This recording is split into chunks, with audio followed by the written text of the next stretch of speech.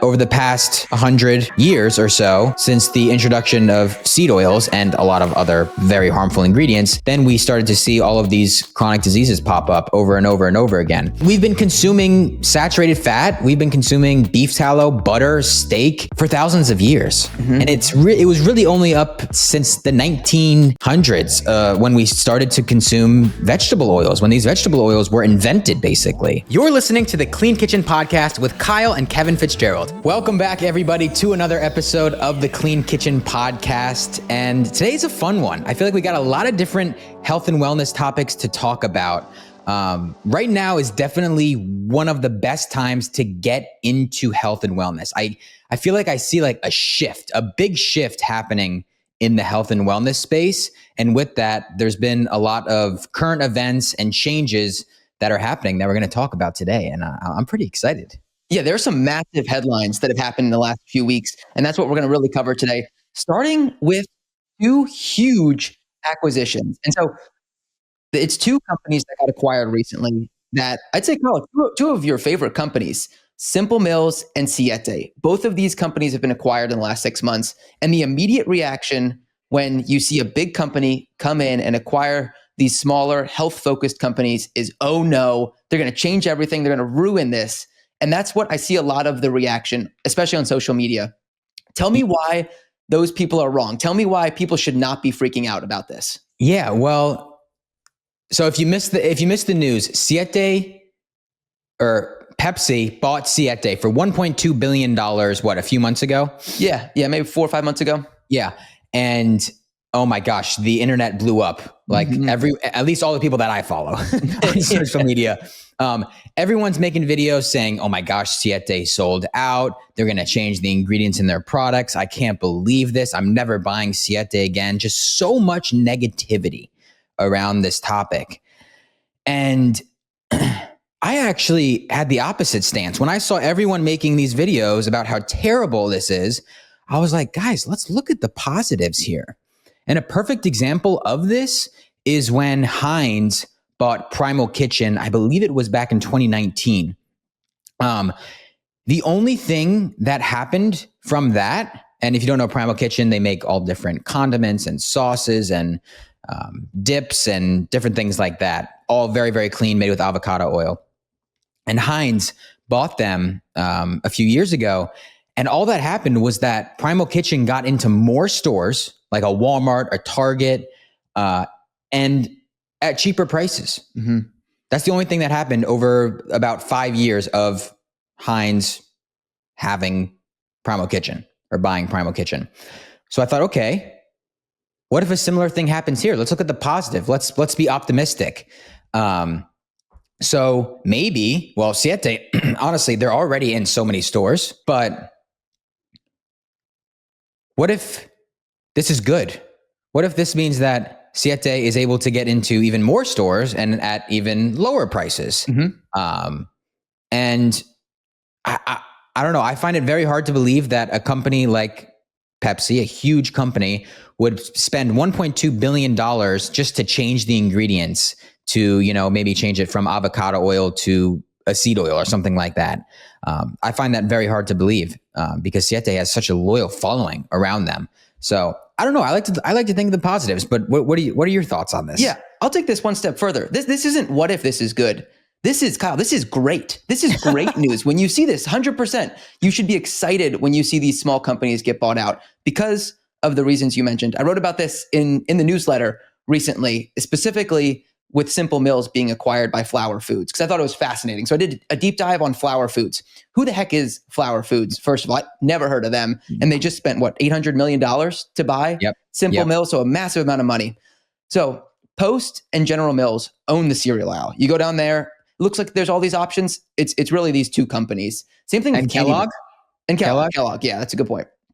So it's really 2-3 companies. And that's the way that most aisles actually work. Like if you go down an aisle and you see all the different varieties, it's really like 3-4 companies. Procter & Gamble is huge across the board, especially in snacks. So you got to start to understand who Flower Foods is. And they own the bread aisle. A ton of the different breads that you'll see in the store actually just owned by Flower Foods. They're the parent company of a lot of these, as well as some snacks like Tasty Cakes, a very popular snack for people. I don't remember eating those. Did we eat those as kids? No, I don't think we had Tasty Cakes. No. Nutter Butters? You remember Nutter Butters? Yeah, but I never liked those. No. Moon Pies? No. Moon. Oh yeah, yeah. Moon Do pie, they yeah. own Moon Pie? They own Moon Pie? No, they didn't own Moon Pie. Just think about Moon Pie. No. What are some of the bread companies that Flour Foods owns though? Yeah, so Wonder Bread is the biggest one. They're one of the largest bread producers, I guess, in probably the world, definitely the US. And so they own Wonder Bread. That's their big one. But then I started to look at other breads that they own, and two stood out to me: Dave's Killer Bread and Canyon Bakehouse. These were companies that actually Flour Foods acquired many years ago, 7, 8 years ago for some of these companies that they acquired. And over the course of that time, they did not change those ingredients at all. Would it be a fair statement to say Canyon Bakehouse and Dave's Killer Bread are two of your favorite bread products that are out there? I would definitely put them in the better category. Okay. I'd say they're flirting with the best. Mm-hmm. They're right on that cusp of they're very, very good options, especially when you go to a Walmart or a store like that. Dave's Killer Bread is probably going to be the best option there. It's interesting though, because some of their flavors or some of their, I don't even know what they're called, like the different types. Yeah. Some of them use seed oils. Oh, interesting. And some of them don't. And some of them also have more added sugar. Like some of them will have like 5 grams of added sugar per slice, but then some only have 2. So if you can find the right one without seed oils and low in sugar, then yeah, it's going to be probably one of the best options at a lot of the stores you go to. Okay. And then with Canyon Bakehouse, that's a very, very good gluten-free option. Yes. Gluten-free option. Yep. Mm-hmm. Okay. So 2 good options. Yep. Flour Foods owns both of them, and they still have solid, maybe not perfect, but solid ingredients. Yep. And so I think you also have to look at the track record of the company that's acquiring these small brands. What did Flour Foods do in the past? What did a company like Pepsi do in the past with other brands? I think generally there's this pretty strong track record. And the other thing I'd say is the people that are making these decisions know that people love these brands because of the ingredients and the health impacts that they have. And so they're not just going to go in there and change them. They might make minor tweaks. I'm not going to say 100% of the ingredients are going to stay the same. They may find a way to make them cut costs, but they know why people love them. So I'm excited about this. And the other reason that I'd say, in addition to lower prices and greater distribution, is because a lot of times the people that start these brands are serial entrepreneurs. And what's going to happen is when they sell a company like Simple Mills or Siete, a lot of times they'll go on and start another company and solve another problem that exists out there. So now we still get to keep Simple Mills and Siete with hopefully all the same great ingredients, but we also get another one founded by people that know what consumers want in the health space. So I think for all those reasons, this is exciting. This is great, and only puts more eyes on the health and wellness industry. Yep. Did I sell you? More, huh? Did I sell you? Yeah, you got me. It is great. Okay, I thought it was good. It's great. I got everyone on social media telling me this is the worst thing ever. I think this is actually pretty good. Kevin thinks it's great. I'm convinced it's great. Yep, it is. It's great. I know it is. Yeah. Like you said, Primal Kitchen's a good example. Yeah. And I am curious to see, because there have been instances where a company will get bought out and unfortunately they do change the quality of the ingredients. Now, from what I've seen, it's not the most popular health companies like a Siete, like a Simple Mills. These are huge. These people have huge followings. And these companies have huge followings of people that buy their products. But for an example of this would be like Birch Benders. I don't know if you've heard of that brand. They make pancake mixes. I know they have like frozen waffles, things like that. They got bought out a few years ago. I'm not sure who bought them, but they did change the ingredients. They added a bunch of fillers and gums and some seed oils in some instances. So it's something to be mindful of. But yeah, for the most part, I think it's good news. Great news. Yeah. I think it's case by case basis. And don't overreact until or if the ingredients get changed. Let's see what happens first. Exactly. Yeah. Yep. Okay. But this is just one trend that we're seeing is these acquisitions. There's also some more legislative changes that are happening. And we don't talk a lot about, I guess we do talk a bit about regulation on the show. Yeah. But I think we're going to be talking about it a lot more in the next few months and years to come. So the first one topic that I want to hit on here is the definition of healthy. So when I think of Honey Nut Cheerios, the first thing that comes to my mind is the little logo on the box that says heart healthy. You know what I'm talking about there? Absolutely. Yes. What are Cheerios, are Honey Nut Cheerios heart healthy, and what does that even mean? So right now or I guess this is what's changing, but the criteria for healthy previously was just that it needed to contain a certain amount of vitamins and minerals in that food. And I believe it also had to be below a certain sodium level, saturated fat. And then basically, if it meets that criteria, then companies can put healthy, the word healthy, on their label.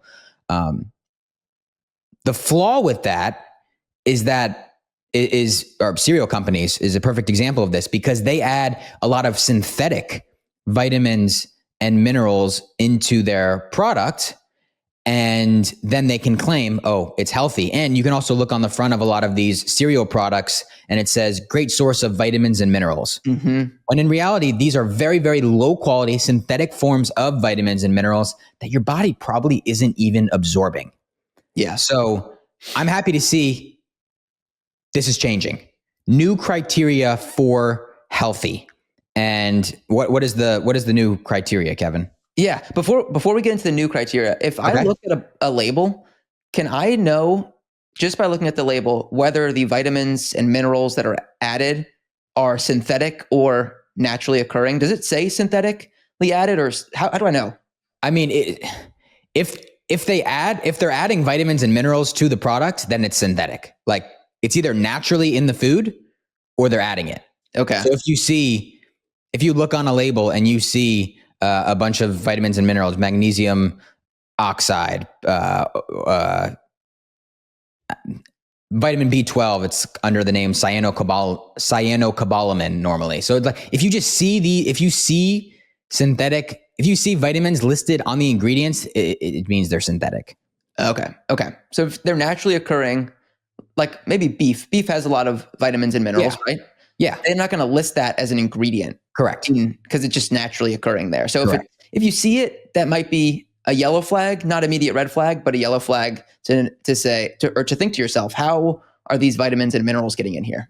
Yeah. And that's a perfect example of this is I was just doing a video about protein powders the other day, and they did a similar thing to what these cereal companies do. They add all of these different synthetic vitamins and minerals, and then on the front of the package, they can market and advertise great source of 25 vitamins and minerals, great support for your immune system because we have zinc and vitamin C in here. And it's true, they do have those things in there, but again, they're low quality, they're synthetic.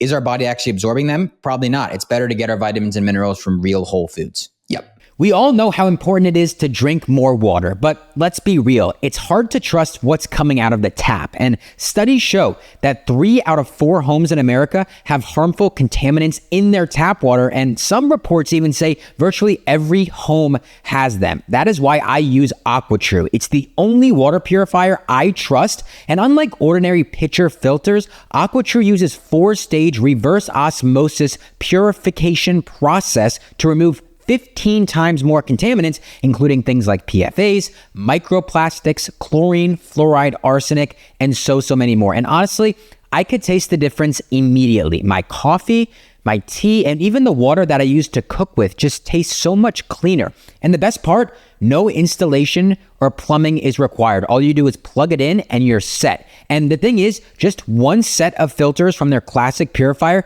makes the equivalent of 4,500 bottles of water. That is less than 3 cents a bottle. Plus, you'll be saving the environment from tons of plastic waste.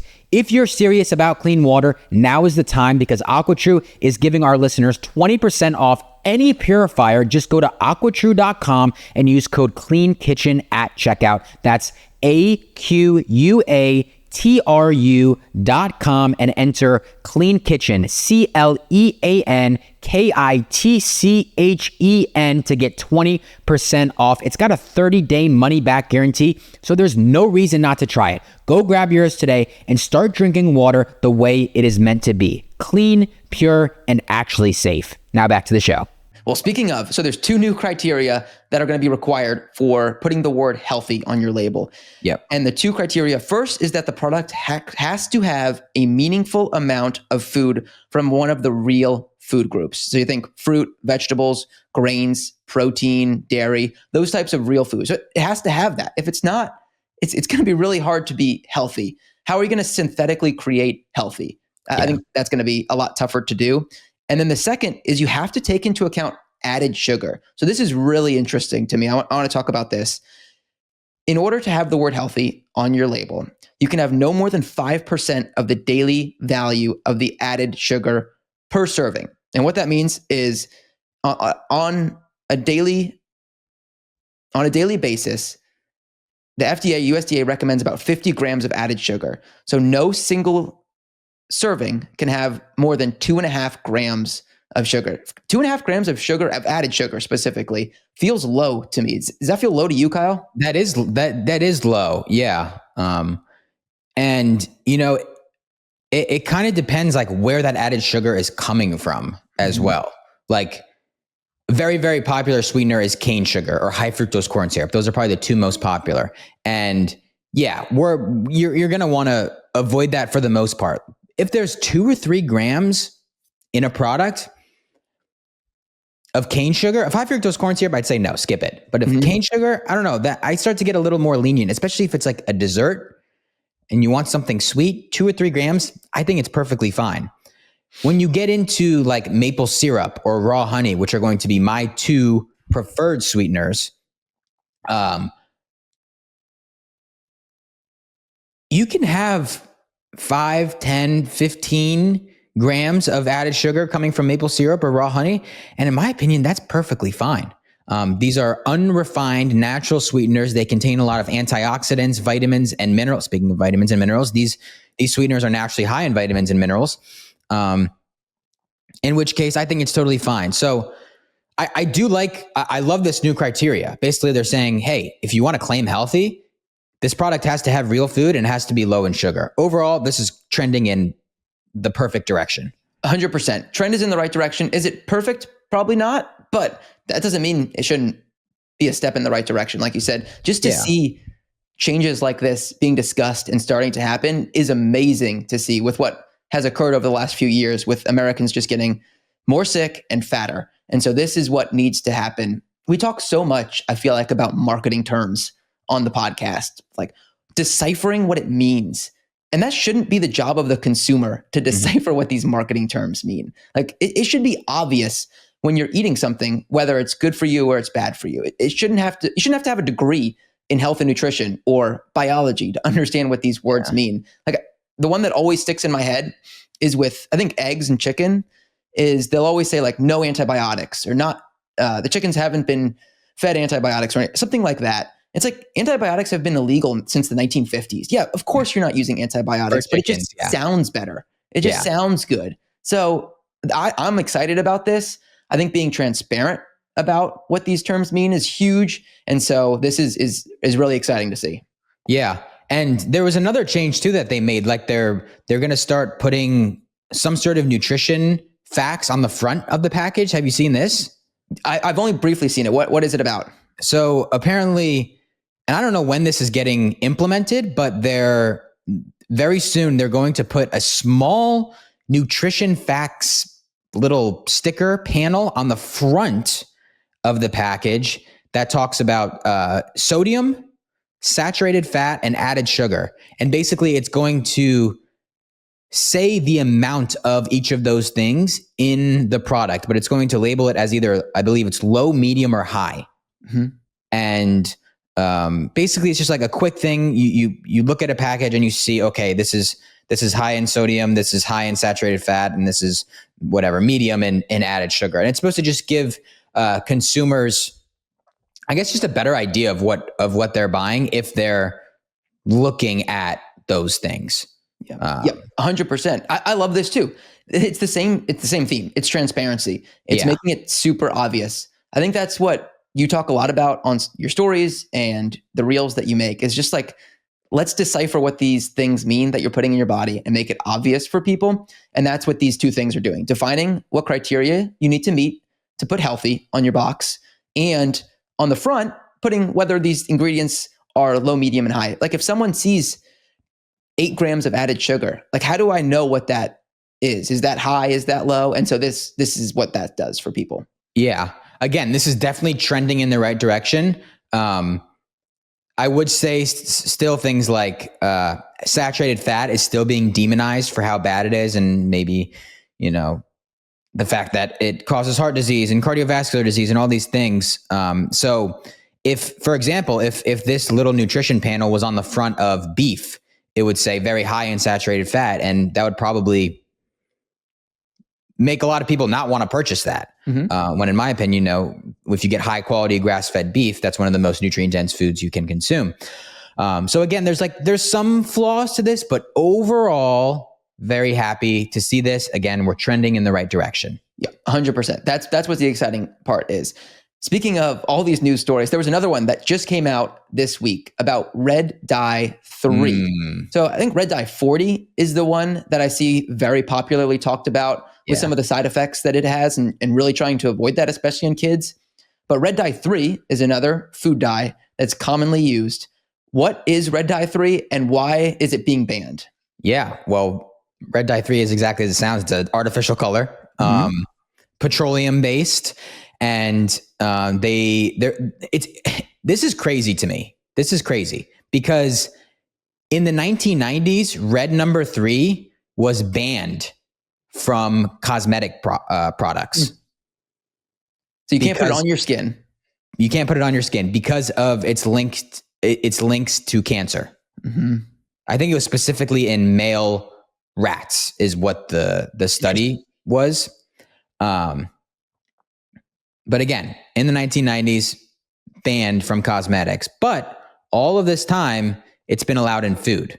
So you can't put it on your skin, but you can put it in your mouth and you can eat it. Yeah. What other product would you do that with if you can't put it on your skin? It's like, oh, can't put it on my skin, but yeah, I'll eat this and that's fine. Yeah, I don't know if there's any other ingredients like that, but I guess they finally caught up, I guess, and now they're banning red number 3 out of all food products.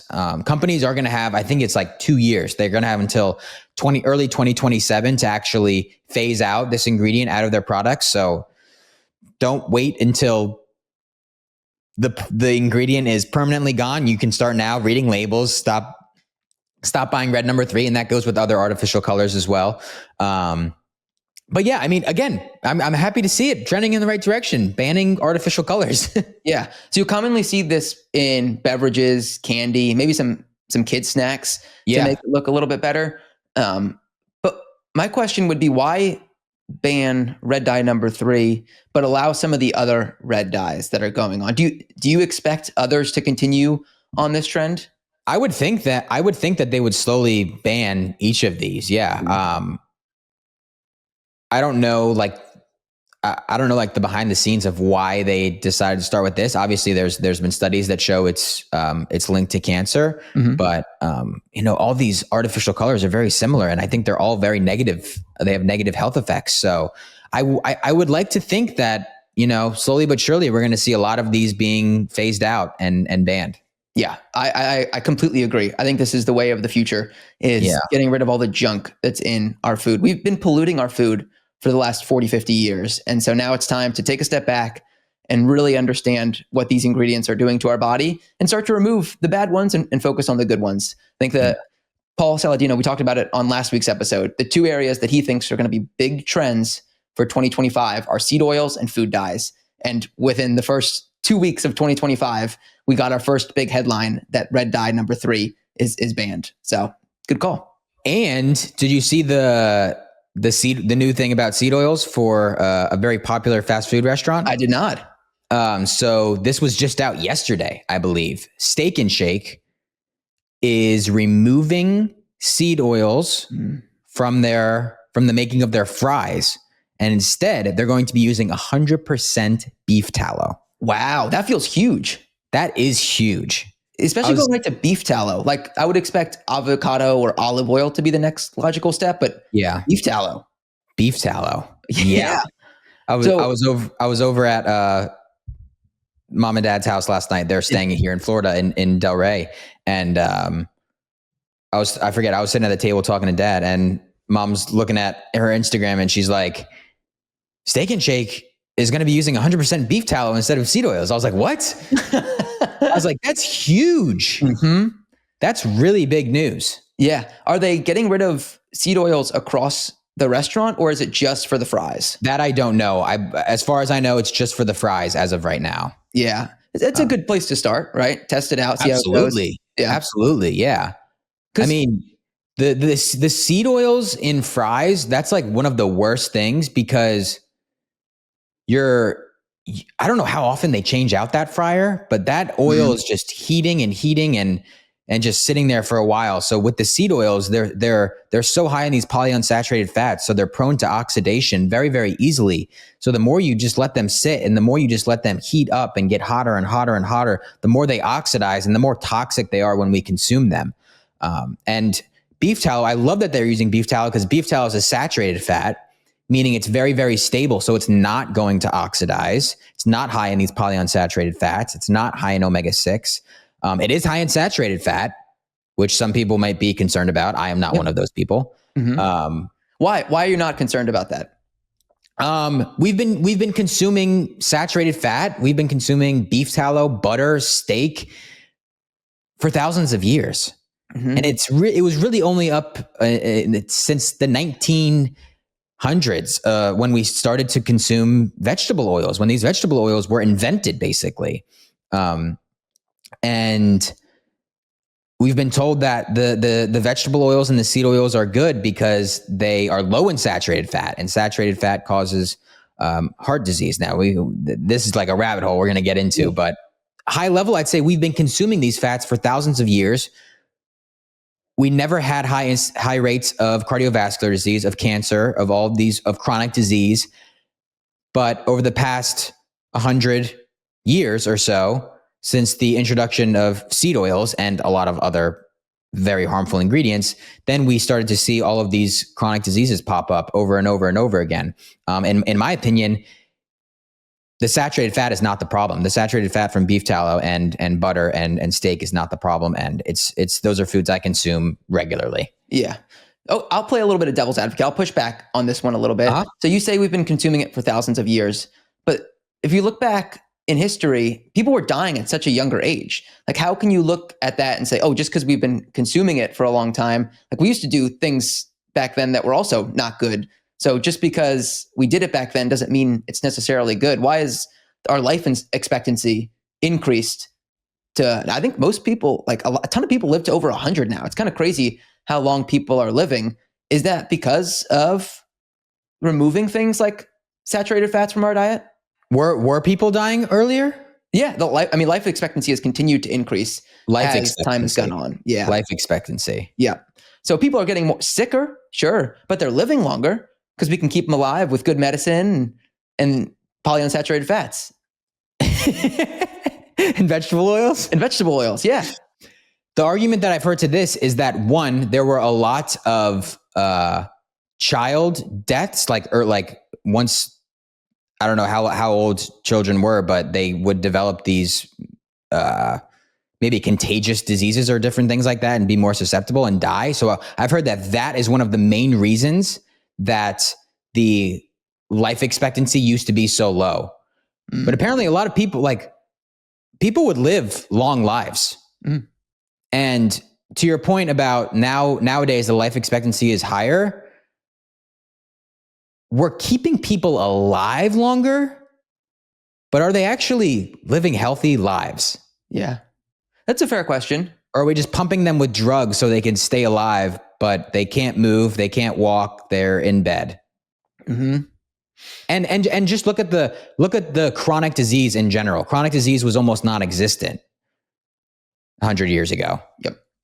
And now like 1 in 2 people, or 40 or 50% of people have chronic disease. Yeah, it is. The chronic disease, I think, is a key piece. I've looked into this a little bit, and I think we can probably go deeper on it, of why really life expectancy has increased so much. One of the biggest things I found was that back then people just didn't have access to like good plumbing And that made a huge difference. People were drinking water that was just filled with diseases that would kill them. And obviously the water is not always great here in the US, but it was way worse back then. It's improved dramatically over the past 100 years. So good plumbing, and then the ability to just store food in a good way, just like refrigerated food. People didn't have that, and they would just eat food that had expired and it would kill them. So some basic needs have been met. And so when people bring up that point, because I know they do, of like, oh no, we're living longer than we ever have. Obviously something's working.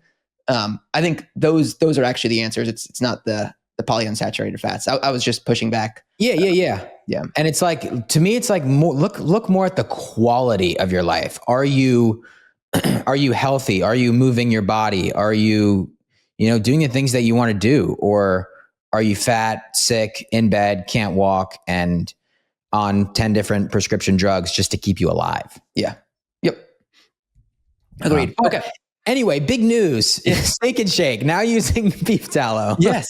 And wait, McDonald's used to do this too back in the day, right? They used beef tallow. Yeah, they used to use beef tallow before seed oils were invented. And I don't know. I am very optimistic because I think this is going to go very, very well for Steak and Shake. We saw the same thing with Sweetgreen. They switched all of their oils from canola, sunflower oil to avocado and olive oil. And as far as I can tell, Sweetgreen is absolutely killing it. So many people are eating there because of this switch from vegetable oils to real oils like olive oil and avocado oil. So I think this is going to be a big hit for Steak and Shake. And I think other fast food restaurants are going to adopt this as well. And I'm very excited. Would not be surprised if this becomes another one of those trends that we're seeing. And speaking of big news in the health and wellness space, whatever you're following here, all these stories that we've been talking about, it's impossible to ignore the Make America Healthy Again movement. I think that's one of the biggest trends. So obviously RFK, who is the proposed new head of Health and Human Services, right? The HHS there. Yep. Has made this his theme, is Make America Healthy Again. Whether you agree with RFK Jr.'s politics, kind of irrelevant. I think making Americans healthy, everyone should be behind that. That should not be debated. So I know people are, but I hope people don't debate making America healthy. And there's a few topics we wanted to hit on here today. The first of which was a video that Sarah Huckabee, who's the governor of Arkansas, posted on X, formerly Twitter, about changing how SNAP is allocated. And if you haven't heard of SNAP before, it's the Supplemental Nutrition Assistance Program, which is for low-income families. And it turns out that SNAP, which is allocated to these low-income families, 23% of SNAP budget is spent on soda, candy, and dessert. So, but $25 billion a year of this SNAP program just goes into those three categories. And that is not what any person needs, but especially people that are on low income. They need to prioritize as best they can real whole foods. Everyone should be doing that, no doubt about it. And so Sarah Huckabee proposed to RFK Jr. and to Brooke Rollins, who's the new proposed head of the USDA, to prohibit SNAP from being spent on these categories and spending it instead on real whole foods. So I think this was really cool to see someone talking about SNAP, because I think others in the health and wellness space have really been pushing this narrative that a lot of this SNAP budget is spent on things that it just shouldn't be spent on. And so exciting to see this being proposed within the government right now. So basically the government is giving money to low-income families, and then these low-income families are then spending what seems to be a good amount of that money on candy, snacks, sodas, things like that. Because it makes sense, because it's the cheapest things. Exactly. Yeah, right? We were talking about this before, and you brought up a great point that if you only have a limited amount of money, like 99% of the world does, then you have to cut somewhere. And if this is cheap and you can get a lot of it and you have to feed a large family maybe, then this is the best way to do it. And so we're going to talk shortly about ways that I think are in process of making whole real foods more attractive from a pricing perspective. Yeah. I think that's the toughest part. Yeah, because that's what I was going to say. Like if they if they stop allowing these low income families to buy these highly ultra processed foods and they say, oh, you have to buy real food instead, that the money they're giving them is going to go a lot shorter. So that, I guess that's my concern with this. But I mean, unless they give them more money or something to allow them to afford more of the real whole foods. But again, overall, I guess it's trending in the right direction. Yeah. I think that's an important piece of this is you can't, there's a give and take here. Like you can't have a perfect world. So how are you going to make it more affordable for families in general too? I mean, anyone, you go to the store and even just like beef, which I think of as it's obviously a good food. It's a lot cheaper to just buy standard non-grass fed, not free range beef, considerably cheaper between the two. And so how can we make that more affordable? Yeah. I mean, my argument for that would be like, go to Costco. If there's a Costco near you, they now have grass-fed, grass-finished beef for, I think it's $5.30 a pound. So like, yeah, it may be a little bit more expensive than and even, you know, I guess if we are talking like low income families right here, then like I wouldn't even say go for the highest quality beef. Yeah. I wouldn't even say go for grass fed. I would say just go for regular beef, go for regular eggs, go for regular chicken, because all of that, even if it's like the lowest quality, even that is going to be better than the candy, the Doritos, the sodas. So I guess that is another point there. And if you do go to a Walmart or a Costco and you buy the cheapest real foods, I don't know. Maybe now that I'm rethinking this, maybe the money does go a lot longer if you do it right. Yeah. I feel like you need like a guide, like to shop. Like, I guess kind of what you do, just follow Kyle on Instagram. That's it. But that's not obvious to maybe the everyday American is where you need to spend. Because you're right. If you do have beef and you're replacing beef with a bunch of this junk food, it's way more filling too. Whenever I have beef for lunch, I snack way less. If I have anything else, we have a lot of sausage. I like sausage. I always find myself 3-4 o'clock. I'm like, I need a little bit of a snack here to get me through to dinner.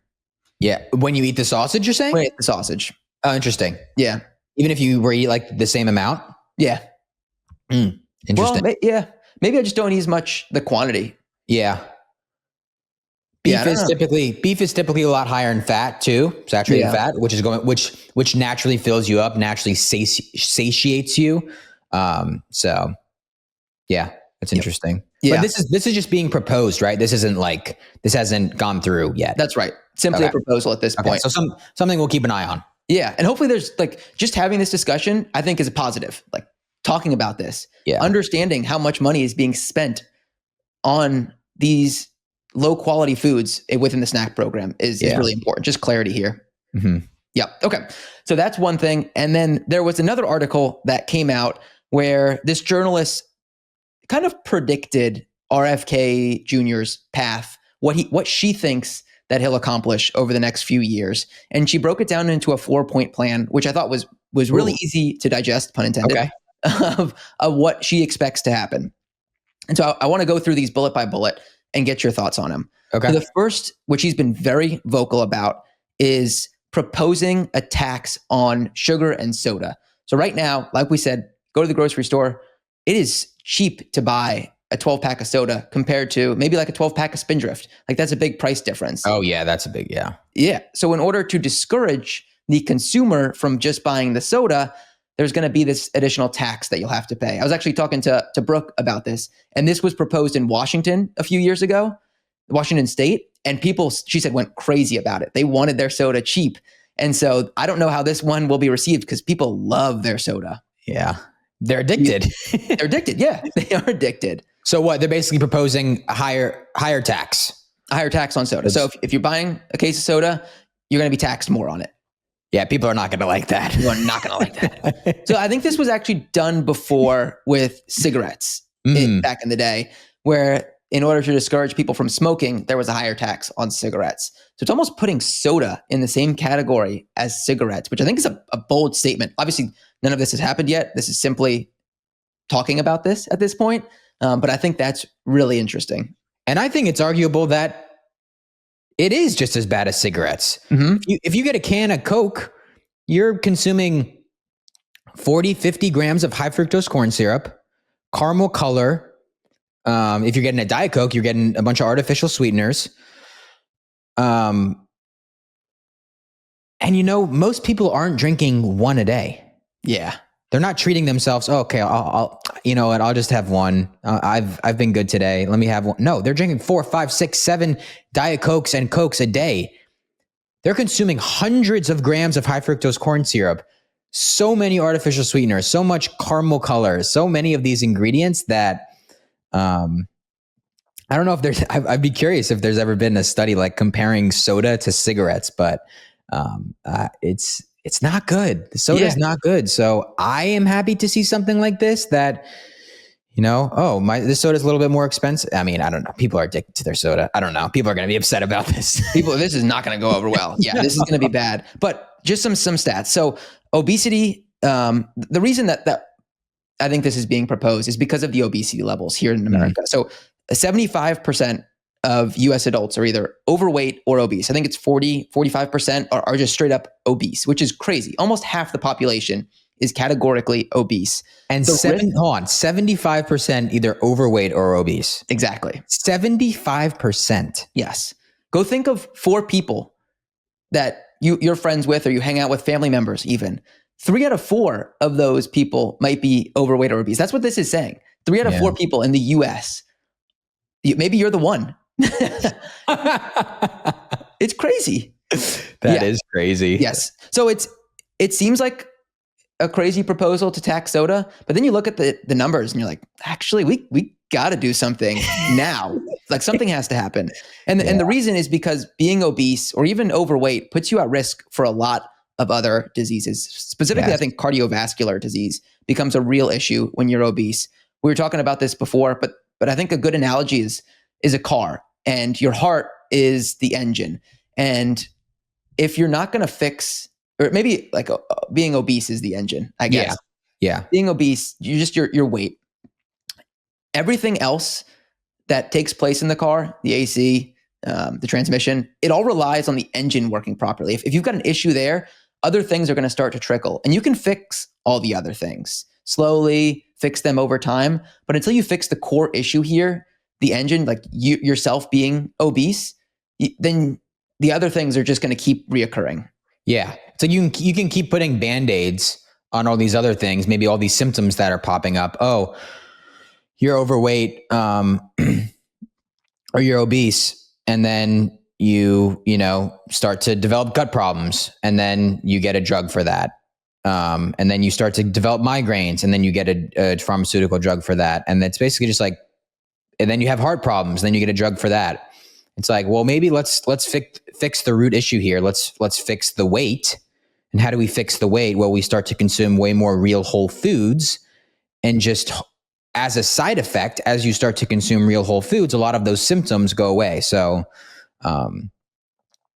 it's really getting to the root cause. Root cause. Yep. That's what we talk about. A core theme on the podcast. Root cause. And it seems like increasing the tax for sodas, all these things that we're talking about, it kind of feels like we're getting closer to that. We're getting closer to the root cause of why we're so sick today. 100%. Yep. So that's the first one, is this tax on soda. The second one is really a war on processed foods, specifically completely eliminating ultra-processed foods. Again, this hypothesis, this has not been thrown out. I don't know how feasible this one is, Kyle. Completely eliminating ultra-processed foods. Like if you look in the grocery store, the prevalence of these ultra-processed foods is insane. So what do you think about this one here? Yeah, I mean, you walk in a grocery store, 99% of the food that's there is ultra-processed. Basically everything in the aisles. That's why whenever I go to the store, I normally just walk around the outside and then check out and I leave. I eat all the real food. There's no way that it's going to go away. Think of all these huge companies that, own all of these ultra processed food. There's no way that they're just going to go away, but more and more healthy companies are being formed and created. More and more healthy products are coming out. And just like we talked about in the beginning of this, these big food corporations are buying the healthy companies because more people are demanding it. There's there's a demand there now for real food. So do I see ultra processed food going away? No. But do I see a shift from very, very harmful ingredients in the ultra processed food to cleaner, real ingredients happening? Yes, I see that as a shift. I mean, it's already been clear that that's been happening over the past few years, and I think the next 4 years, I think that's going to ramp up even more. Yeah, I mean, yeah, just eliminating red dye number 3, switching out for Shake Shack seed oils with beef tallow. Those are the things that will help to improve these foods without completely needing to eliminate ultra processed foods. Yeah. Yep. Okay. So that's number 2. What do you got? I said, what else? What else is on this list?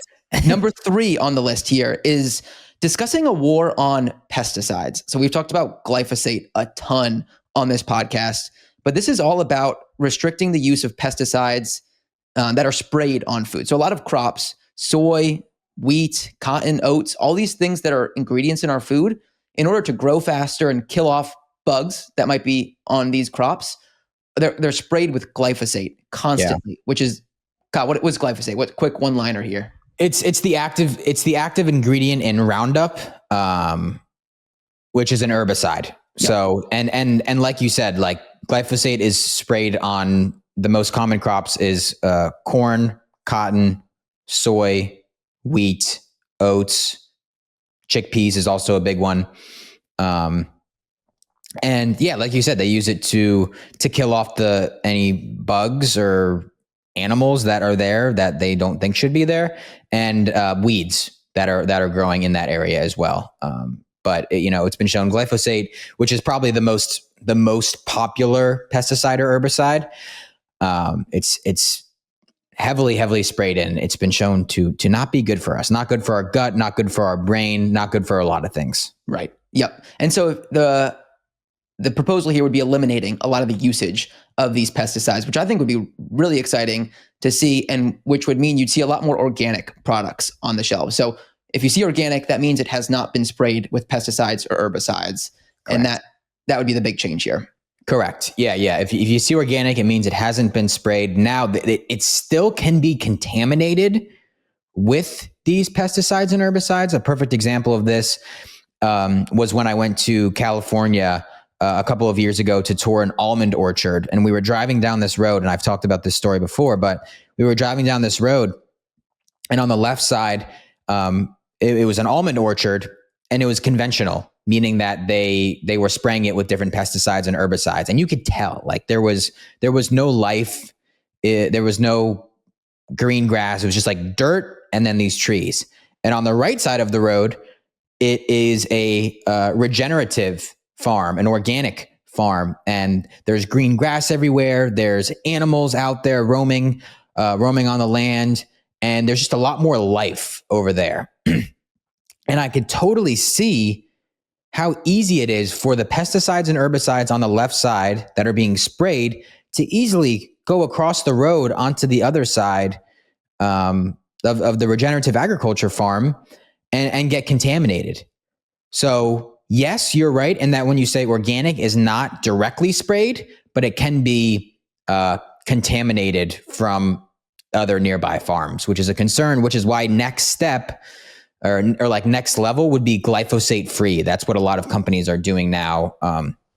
They're testing third-party testing for glyphosate, and then you'll see like something on their label or on their website saying, hey, we third-party test for glyphosate to ensure there's no residue, no glyphosate residue. Yeah, I love seeing that logo. It's like I've done the extra step. Yeah. I've actually tested this independently and ensured that there was no overspray. Like even rain could just take the glyphosate and spray it from one of those to the next. Absolutely. So it's crazy to see that prevalence of it. And so getting that certification is really cool to see. But even organic, if you see that, at least that's a good sign there. Yeah. And my thoughts on this overall, I think it would be amazing if we could slowly get the pesticides and herbicides out of our food.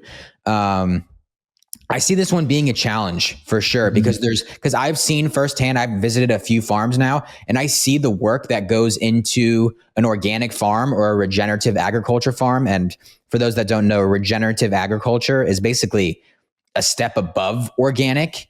A lot of the times, they're putting more. They have an emphasis on putting health back into the soil. Nowadays, our soils are so depleted, and part of the reason is because we're spraying so many of these pesticides and herbicides, and we're killing the soil, and we're killing the microbes, and we're killing the nutrients that are in the soil. So regenerative agriculture is putting more health back into the soil. So we have nutritious foods. And literally the two of the farms that I visited from Simple Mills, the company that just sold to Flower Foods, they did some independent testing to look at the soil, the nutrients in the soil. And they found that the nutrients in their soil when they had regenerative farms compared to a conventional farm, the soil in their regenerative farm was much more nutrient dense, contained more vitamins and minerals. So it's definitely a thing, but it's going to be very, very difficult to actually make this change happen because of the work that goes into an organic farm or a regenerative farm. Yeah, I mean, using these sprays, I'm sure, is way more efficient. You get higher crop yield. It's cheaper. There's a reason they do these things, and they've weighed the cost benefit analysis, and they believe, people that do this, that the benefit is greater. So I completely get that from an economics perspective. But yeah, I agree. This will be tough. And all these things, 3 of the 4 that we've talked about so far, these are big goals. Yeah. And so I don't know how much we'll be able to get accomplished in the next 4 years, but even just talking about these things is exciting to see. So then the last one here is a reformation on crop subsidies. So right now, farmers are not really incentivized to grow healthy products. They're incentivized to grow soybeans and wheat and corn because they're getting billions of dollars worth of subsidies. So what that means is the government is helping these farmers by paying for them to grow these cheaper, not as good for you crops. And so if they're getting paid for that, then the farmers are able to sell it to companies cheaper, and then the companies are able to sell the products cheaper. And so that's why you see in stores, which we talked about earlier, these not so good for you products end up being so much cheaper than the better for you products. One of the reasons, not the sole reason, but one of the reasons is because of these crop subsidies. And so the proposal here, the discussion would be to incentivize farmers to grow healthier products. Right now, less than 2% of crop subsidies are going towards fruits and vegetables. And so this is the proposed change. I think this one makes a ton of sense. Yeah, absolutely. I mean, the wheat, corn, and soy, those are the 3 most heavily produced crops in the United States. And when you go in the grocery store and you walk down any of the aisles and you turn over cookies, you turn over Oreos, what do you see on the ingredient list? First ingredient, refined wheat flour, wheat. Second ingredient, high fructose corn syrup. Where does that come from? Corn. Third ingredient, soybean oil. Where does that come from? Soy. Wheat, corn, and soy. It's the first 3 ingredients, three most heavily produced crops, and it's the first 3 ingredients on most processed food. It's so obvious. I've never even thought about it like that, but it's wheat, corn, and soy. That's it. Yep. So instead of getting subsidized for those, if you're subsidizing apples, bananas, that kind of stuff, then maybe you'll see more of that. Yeah. Maybe. Maybe. Hopefully. Yeah. Yeah. So that's the 4-point plan. I think if he was able to do 1 or 2 of those, that would be insane. Yeah. All 4, impossible, close to it. I love that they're shooting for the stars, though. It's like, these are the root these are the root problems. This is why we're so sick. This is why we're so fat. So it's like, hey, if they can even just take some steps in this direction, amazing. And I'm here for it. And I'm happy to support any way I can. For sure. Even for it to just be simplified into these 4 points, I thought was really easy to understand. That's true. Yeah. It makes it easy to understand for the average person that isn't in this world. Yeah. So much going on in the world of health and fitness right now. We just hit on a few high-level stories from the past few months, and I feel like we could talk about so much more. But overall, trend is in the right direction. Excited to see what's happening. The discussion is great. and I'm excited. Yeah. Real change is happening. I feel like people are opening their eyes. A lot of people are getting into this health and wellness movement, caring about the food they're putting in their body. Yeah, I'm excited. Yep. All right. We're going to close out the episode here today with some dessert. Kyle, yeah. what are we having for dessert this week from you? I got a good one. I got a good one this one. All right. So this is one product that you've seen that you think is cool, a trend, whatever it is, just something random that you saw this week that you're excited about. So my dessert is from a podcast clip that I saw. And it was it was this doctor, Dr. Jim Dottie. I had never heard of him before, but he's a neuroscientist. Okay. And he was basically talking about if you have an intention or if you have some sort of goal, if you want to accomplish something, that there's something you can do to basically plant that into your subconscious mind and like rewire your brain to accomplish that. So specifically, he said, if you have an intention, write it down because then you're physically doing something. And his whole idea was like you're using all of your senses. So you have an intention, you write it down, then you read it silently, read it in your head, then you read it out loud, then you visualize it happening. What would it feel like if you accomplished that, or if you did that goal, whatever it is? And you do that over and over and over and over and over again. Write it down, read it silently, say it out loud, visualize it. Then you are literally embedding that. Like I said, you're embedding that into your subconscious mind, and then different brain networks get activated in your brain.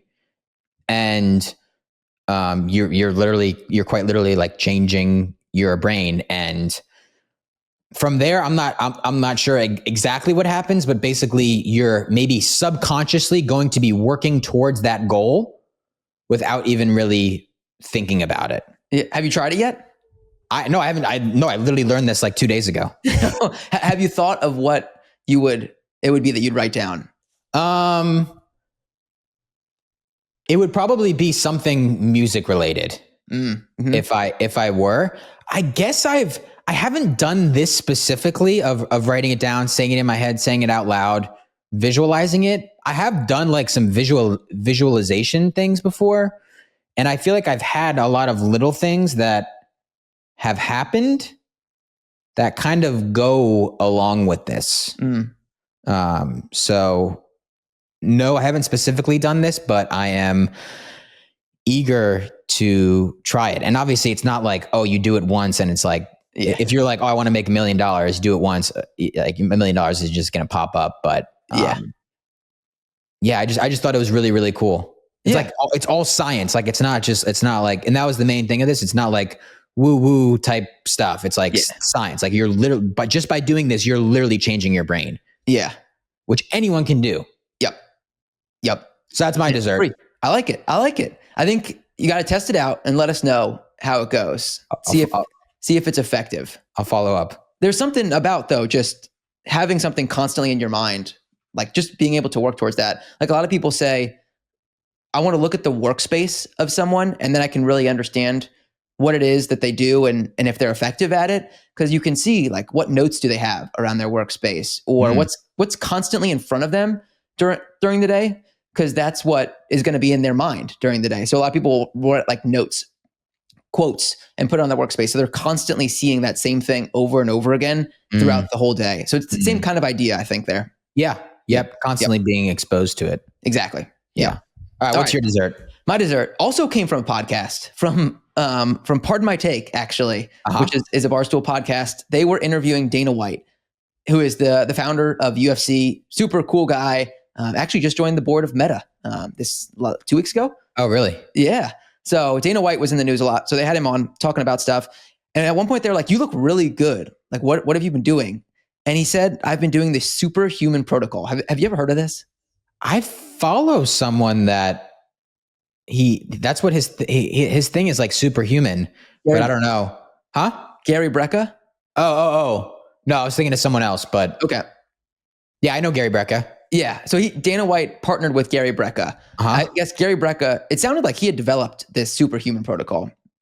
And first of all, 12 out of 10 marketing term. Superhuman protocol, that's a great name for whatever it is that you're doing. Love the name, got my attention and stuck with me. So I looked it up.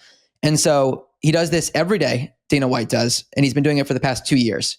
There's 4 things, really 5 that he does. First is he lays on a PF pad. PEMF? PEMF. He called it a PF pad. Oh, PF? He called it, but it is PEMF. Which is like a grounding mat, is my understanding. Kind of similar to it. He said he sleeps on it. Dana White does, but he said you can just buy one and lay on it for 10 minutes or whatever it is. So he does that.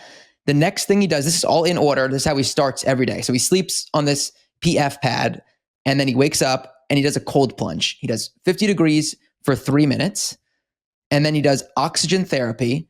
Have you seen oxygen therapy at all? I've seen it before, but I'm not very familiar with it. Yeah.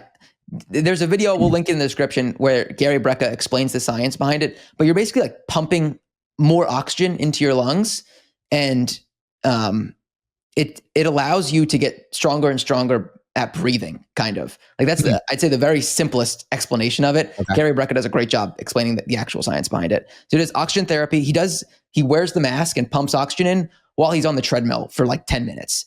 So it gets your body going even more when you're working out.